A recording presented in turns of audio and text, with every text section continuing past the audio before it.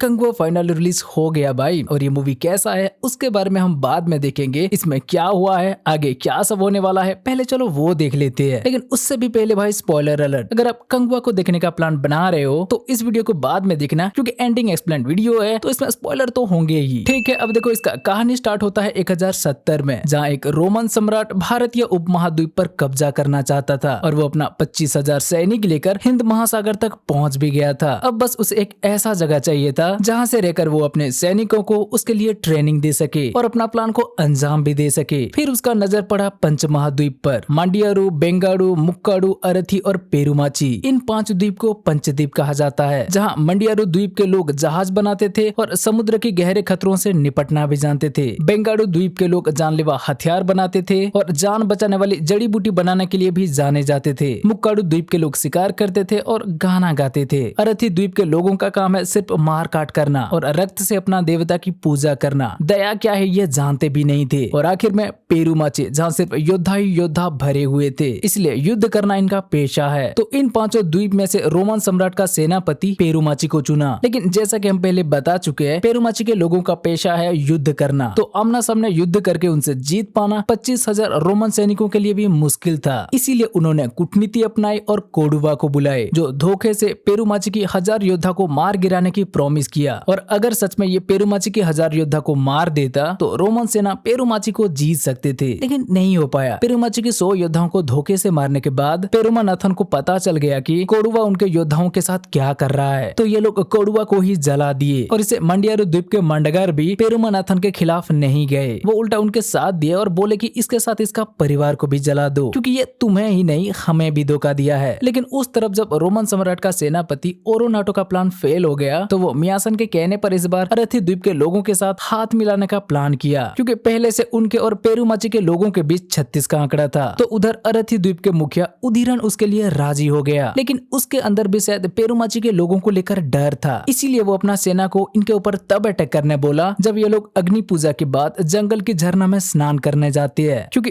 तब ये लोग निहत्था होते हैं। पर इससे भी कोई फायदा नहीं हुआ। कंगुआ अरथर सेना के साथ उदीरन का दोनों बेटा को भी मार दिया और फिर उसके बाद उसका तीसरा बेटा भी पेरुमाची के महिलाओं के हाथों मारा गया। मतलब अब उदीरन के पास और कोई नहीं बचा। इसीलिए यह जंग अब रोमन सेना और पेरुमाची का नहीं, अरथी और पेरुमाची का हो गया। जिसके बाद उदीरन रोमन सेना का मदद लिए बिना खुद ही पेरुमाची के ऊपर हमला कर दिया और आखिर में वो भी कंगुआ के हाथों मारा गया। लेकिन यहाँ बीच में 2 और स्टोरी भी चल रहा था, जिसमें से पहला था कोडुवा के बेटे पोरुवा और कंगुआ की। रोमन सम्राट की बातों में आकर कोडुवा जब पेरुमाची को धोखा दिया तो कंगुआ उसे मारने के लिए ले आया था ना भाई। हाँ, तो वहाँ मंडगार के मुखिया इनका पूरा परिवार को जला देने को बोले थे, लेकिन वहाँ से कंगुआ कोडुवा के बेटे पोरुवा को बचा लिया था और इसके बदले पोरुवा कंगुआ के साथ रहना नहीं, कंगुआ को मारना चाहता था, क्योंकि वो सोचता था कि उसका पिता की मौत के कारण कंगुआ है। लेकिन क्लाइमेक्स आते आते उसके अंदर ऐसा बदलाव आया कि कंगुआ को मारने की जगह कंगुआ के लिए वो खुद अपना बलिदान दे दिया और इसी वजह से कंगुआ ने शपथ ले लिया कि चाहे उसे कितना भी जन्म लेना क्यों ना पड़े, वो पोरुवा की ऋण चुका के रहेगा। और इसीलिए प्रेजेंट में हमें इन दोनों की पुनर्जन्म दिखता है, जहाँ पोरुवा कैरेक्टर के बच्चा प्रॉब्लम में फंसा है तो फ्रांसिस उसे बचाने की कोशिश कर रहा है। दूसरा उदीरन का चौथा बेटा जो कि एक दासी से था, उदीरन का फैमिली खत्म होने के बाद वो वापस आ चुका है और प्रेजेंट में भी वही पुनर्जन्म लेके उस बच्चा के ऊपर एक्सपेरिमेंट कर रहा है। तो नेक्स्ट पार्ट में हमें देखने मिलेगा ये बंदा इस बच्चे के ऊपर एक्सपेरिमेंट क्यों कर रहा था, इसे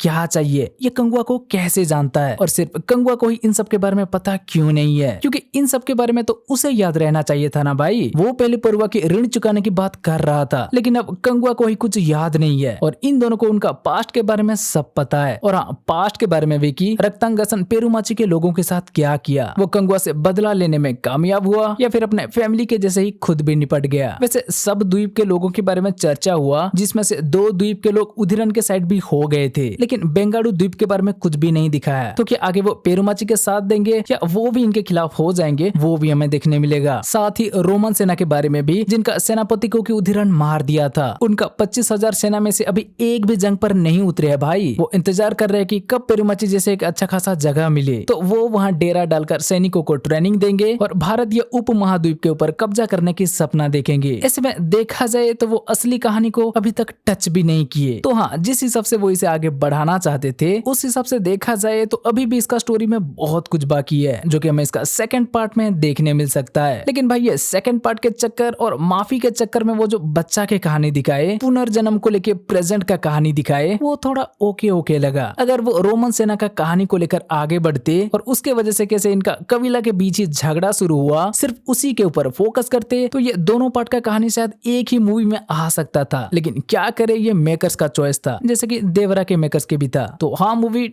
ठीक ठाक है और विजुअल के साथ सूर्या के काम तो भाई बहुत कड़क है। बस भाई हम इतना ही कह सकते हैं, बाकी स्टोरी बीजीएम वगैरह। चलो आपको कैसा लगा मूवी कमेंट करके बताओ, और ये वीडियो अच्छी लगी हो तो वीडियो को लाइक शेयर और चैनल को सब्सक्राइब कर दो।